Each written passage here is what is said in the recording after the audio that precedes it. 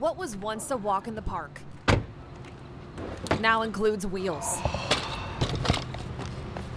A new normal for 40-year-old Justin Wilhite. A dad of two and husband, he now uses a wheelchair to get around. Today is 1 year since I developed symptoms. He says COVID-19 has changed his life forever. So I have been sick for 13 months. I had the flu and then COVID. We first talked with Justin back in March 2020 in the middle of his battle with COVID. I didn't expect it to affect my life as deeply as it has. Justin turned to Twitter to share his experience. His tweet, for lack of a better term, went viral, and he continued to share his story, now that he is a so-called long hauler. It's like being sick every day of your life. He's been in and out of the hospital. I've got these bruises all over the place. His health took a sharp downward turn in September. I'll tell you, now I have 4 wheels. Every long hauler's symptoms are different. About a third of COVID-19 patients who were never sick enough to require hospitalization continue to complain months later of symptoms like fatigue, loss of smell or taste, and brain fog.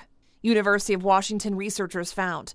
For Andrea Tomasek, 37 years old, mother of two, she consistently still has a fever. I still have a fever. We can check to see if I'm still rocking my fever. Andrea wants others to know this could happen to you. Before I caught COVID, I was healthy. I was working out on a regular basis, taking good care of myself and my family.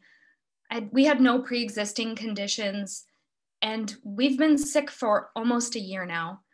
And this is something that I would not wish upon my worst enemy. And in Andrea's case, it appears to be common for others. No pre-existing conditions. Some of them didn't have any symptoms at all. But now, several weeks after recovering from the acute phase of the illness, they continue to have certain symptoms that are bothering them. Dr. Mark Avdalovic is the Associate Professor of Clinical Medicine at UC Davis. He's helping lead the region's first post-COVID-19 clinic to examine the long-term effects of the virus. We try and get that information and then team you up with the most appropriate set of clinicians. Both Andrea and Justin have been incredibly careful of COVID since they became sick. They hope others will listen to their story instead of shy away from their reality.